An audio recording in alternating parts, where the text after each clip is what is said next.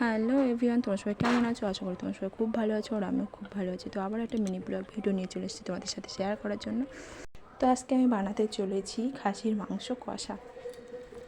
তার জন্য আমি প্রথমেই কড়াই আলু ভেজে তুলে নিয়েছি, তারপরে কড়াইতে তেল দিয়ে আমি তার উপরে পেঁয়াজ কুচি, আদা রসুন পেস্ট দিয়ে দিয়েছি, লবণ দিয়ে দিয়েছি, হলুদ গুঁড়ো দিয়ে দিয়েছি, সব একে একে সব মশলা দিয়ে দিয়েছি। তারপরে জিরে, মরিচ, ধনে সব একসাথে বেটে রাখছিলাম, সেই পেস্টটা আমি ওখানে দিয়ে দিয়েছি। দিয়ে হালকা করে সামান্য পরিমাণে জল দিয়ে দিয়েছি যাতে মশলাটা ভালোভাবে কষে যায়। তারপরে মশলাটা কষা হয়ে গেলে ওখানে আমি যে খাসির মাংস কেটে ধুয়ে রাখা ছিল সেই মাংসটা ওখানে দিয়ে দিয়েছি।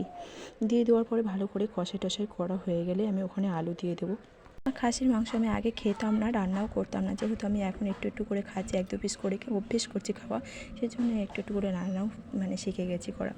তো যাই হোক, কথা বলতে বলতে দেখো মাংস কষে করা হয়ে গেছে, আমি ওখানে আলু দিয়ে দিয়েছি। দিয়ে আবার কিছুক্ষণ কষে করা হয়ে গেলে আমি ওখানে জল দিয়ে দেবো, পরিমাণ মতো জল দিয়ে দেবো যাতে আলুটা ভালোভাবে সেদ্ধ হয়ে যায়।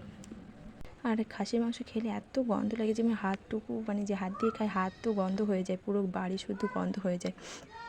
তো একদমই ভালো লাগতো না, তো 1-2 পিস করে খেতে খেতে অভ্যেস করছি, গন্ধ লাগে তাও চোখ কান বন্ধ করে খেয়ে নিই।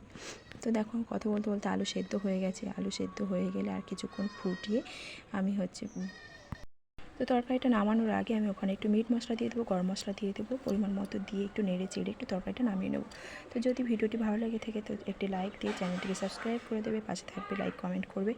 আর দেখা হচ্ছে পরের নেক্সট ভিডিও। ততক্ষণ তোমরা ভালো থেকো, সুস্থ থেকো। তো চলো আজকের মতো এই পর্যন্ত, টাটা।